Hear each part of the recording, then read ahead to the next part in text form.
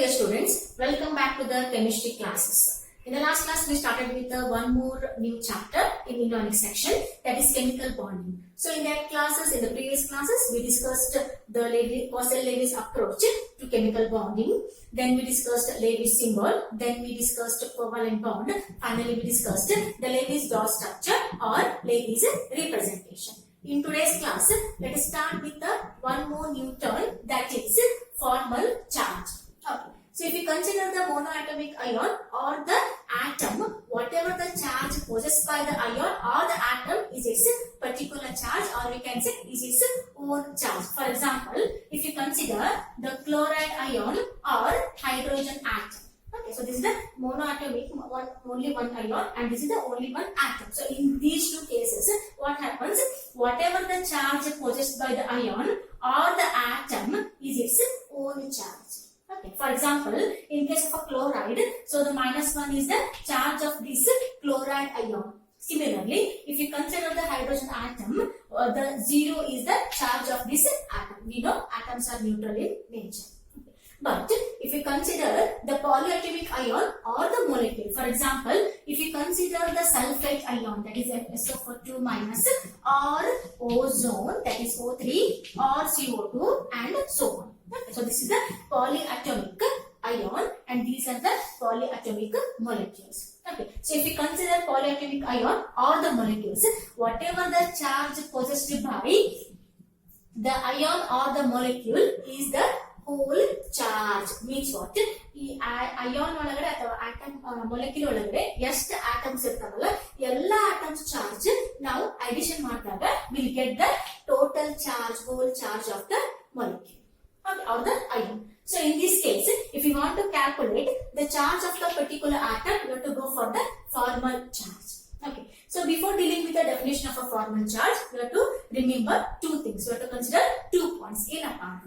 First thing, to calculate the formal charge, we have to go for the Lewis dot structure. So Lewis structure ತಗೊಂಡ್ಬಿಟ್ಟು ನಾವೇನ್ ಮಾಡ್ಬೇಕಾಗುತ್ತೆ ಹೇಳ್ರಿ, formal charge ಅನ್ನ calculate ಮಾಡಬೇಕು. Is the first thing. Second thing, so in case of a polyatomic ion or the molecule whose formal charge has to be calculated, what we have to do, whatever the bonds between these atoms of the ions are there, okay, so we have to consider that bond as a purely covalent. So in particular, to calculate the formal charge, we have to remember two things. Okay, ಎರಡು point ನಾವು consider ಮಾಡಬೇಕು. First point ಏನಪ್ಪಾ ಅಂತಂದ್ರೆ, we have to consider the Lewis structure. So ion ಅಥವಾ molecule ನಾವು Lewis structure ತಗೊಂಡೆ ನಾವೇನ್ ಮಾಡ್ತೇವೆ, ಫಾರ್ಮಲ್ ಚಾರ್ಜ್ ಕ್ಯಾಲ್ಕುಲೇಷನ್ ಮಾಡ್ತೇವೆ. This is first point. Second point, so ಇಲ್ಲೇನ್ ಆಟಮ್ಸ್ ಇರ್ತಾವಲ್ಲ, ಅಯಾನ್ಸ್ ಒಳಗಡೆ ಅಥವಾ molecules ಒಳಗಡೆ ಆಟಮ್ಸ್ ಇರ್ತಾವಲ್ಲ, ಆ ಆಟಮ್ ಬಿಲ್ ಇರ್ತಕ್ಕಂಥ ಬಾಂಡ್ ಅನ್ನ we have to consider that bond as a purely covalent. Clear? Okay, so let us start with the definition of a formal charge. So, note definition: formal charge of the atom in polyatomic molecule or ion.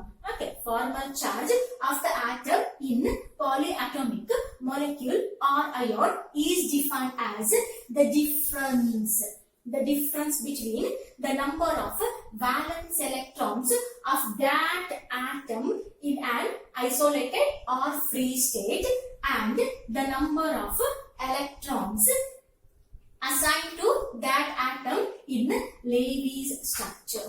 We'll repeat.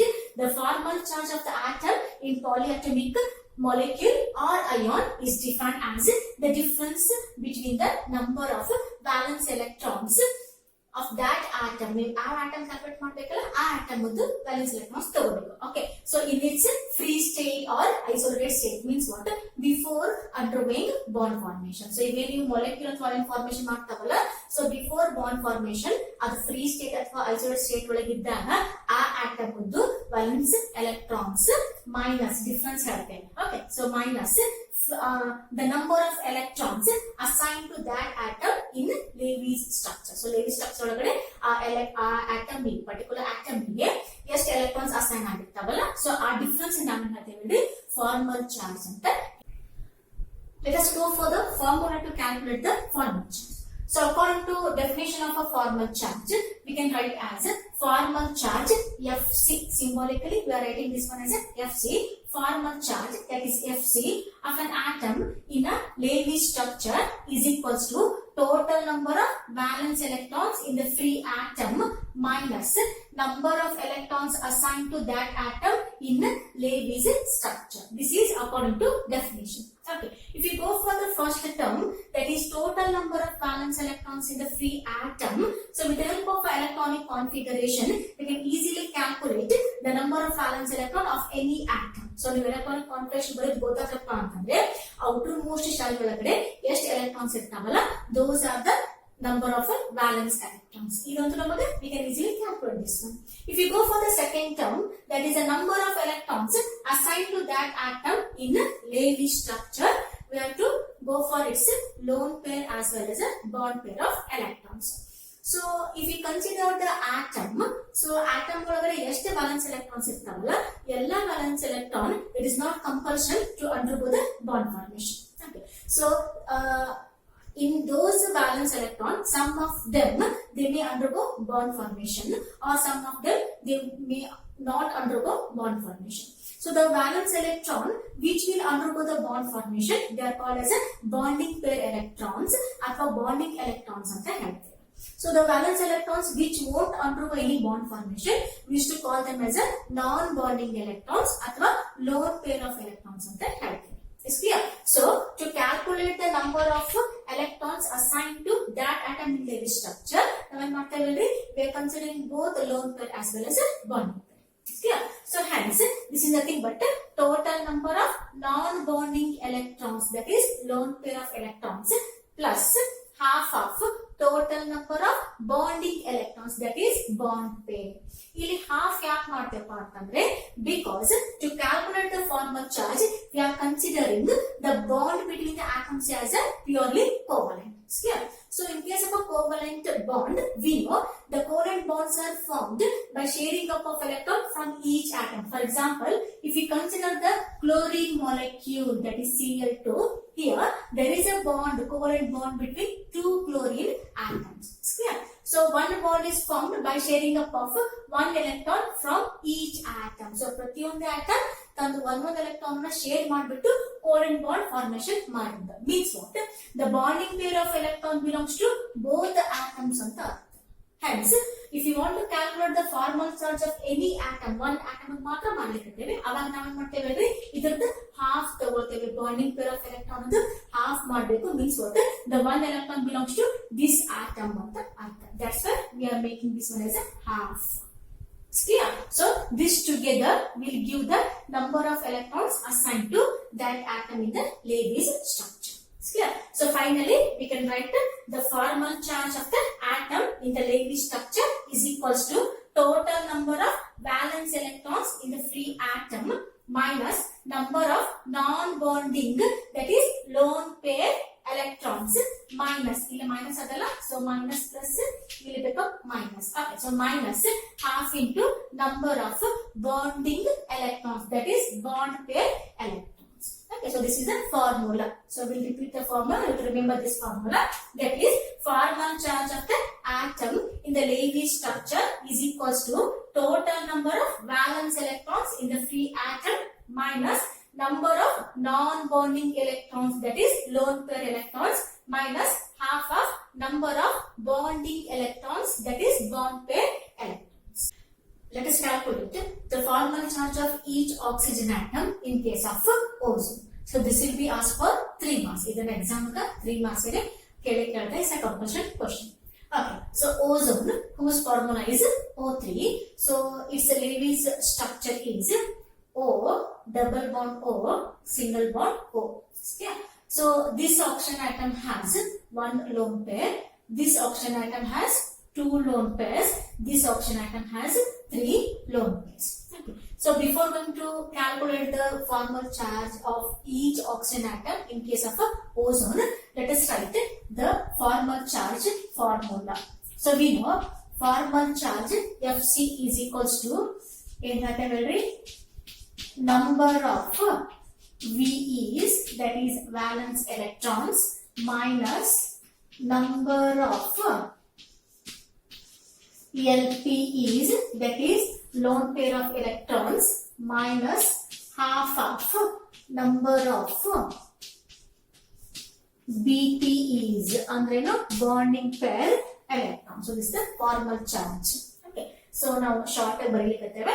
Formal charge of the atom is equals to number of VEs means valence electrons minus number of LPEs means lone pair electrons minus half into number of BPEs ಅಂದ್ರೆ bonding pair electrons.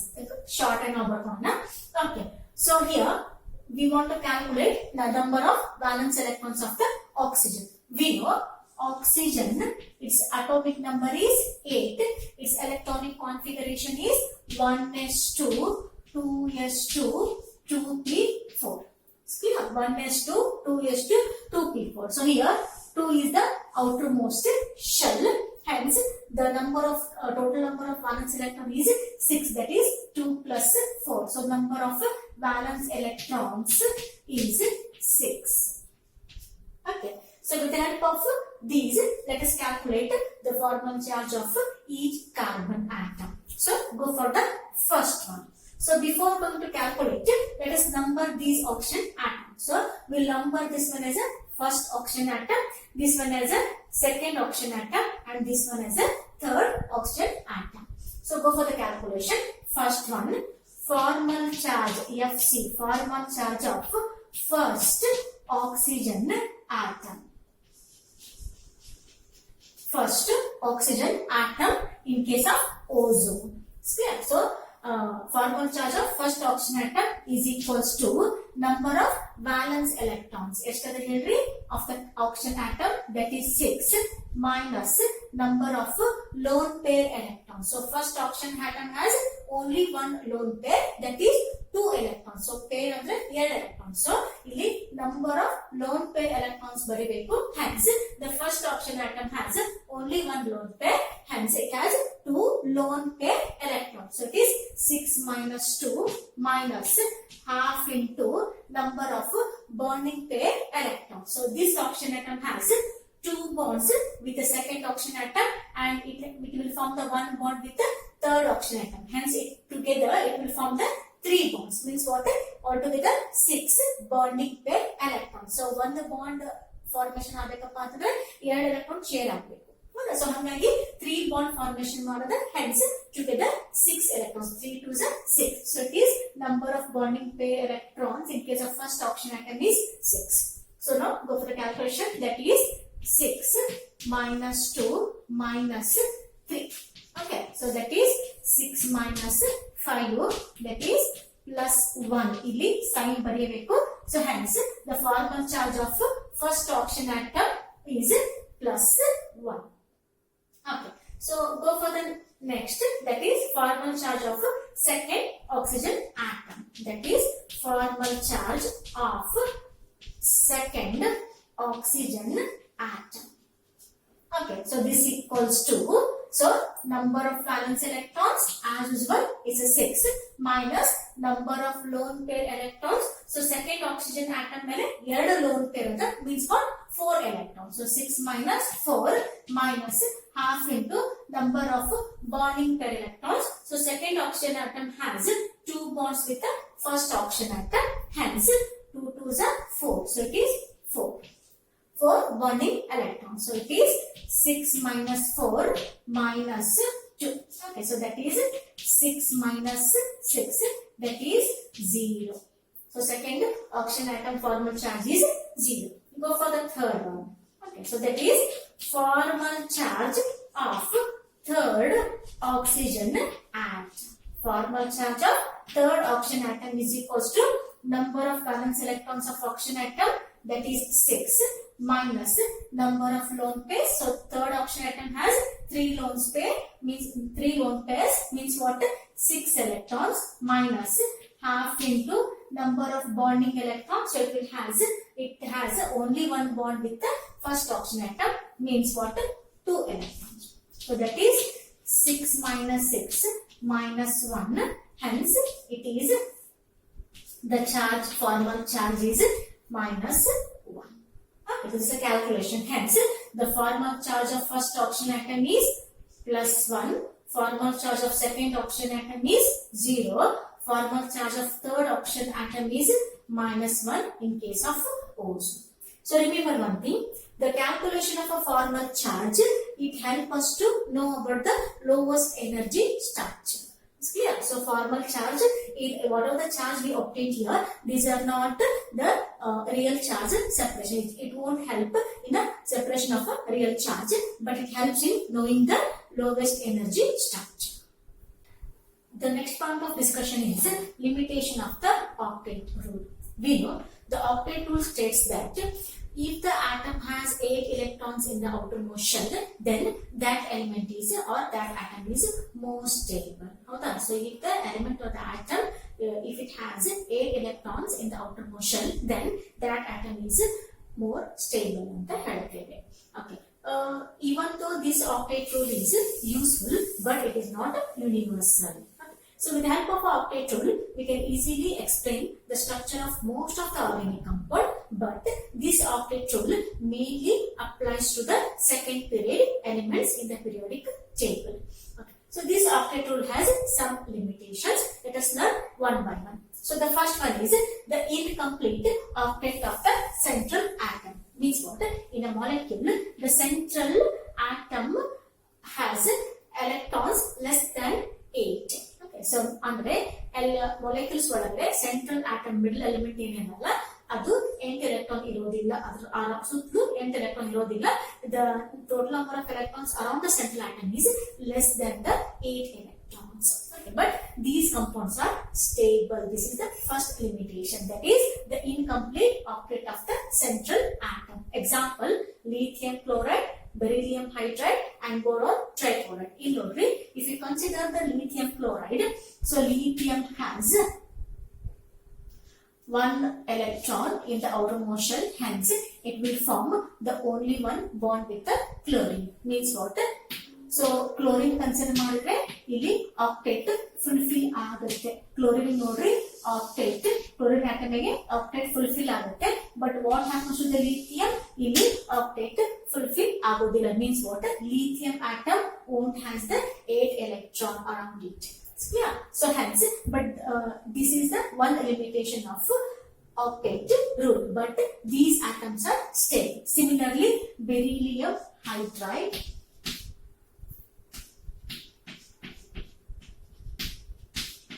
or boron trichloride.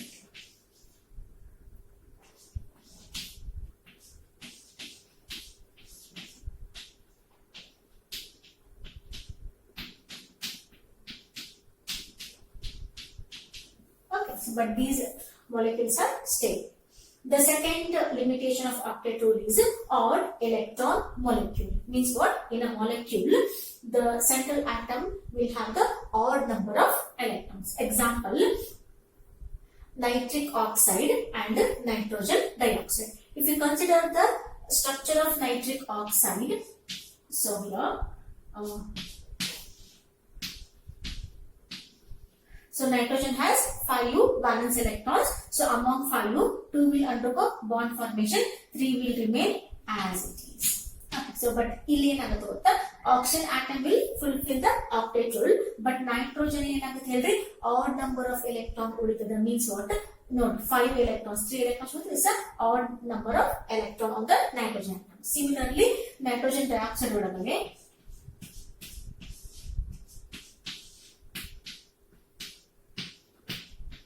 ಇಲ್ಲಿ ಕೂಡ ಹಂಗೆ. So among 5 valence electrons, 4 will take part in the bond formation, 1 electron remains on the nitrogen atom. Okay. So this is the odd electron molecule, but these molecules are stable. So this is another drawback. The next one is expanded octet. As the name indicates, expanded octet means what? The central atom will have more than 8 electrons around it. Okay.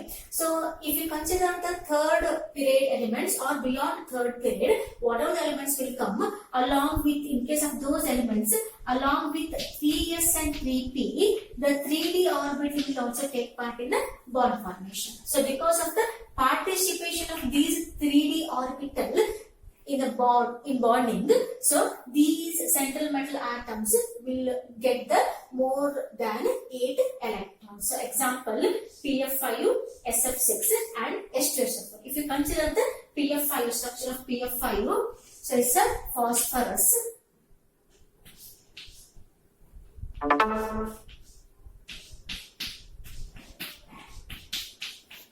Is a structure. Means what?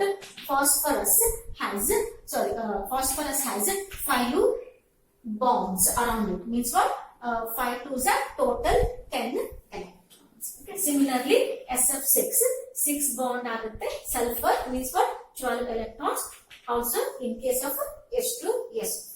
Is clear? So these are the 3 main limitations of octet rule. First one is the incomplete octet of the central atom. Example, lithium chloride, beryllium hydride and boron trichloride. The second one is odd electron molecule in which the central atom has odd number of electrons. Example, nitric oxide and nitrogen dioxide. The third one is the expanded octet.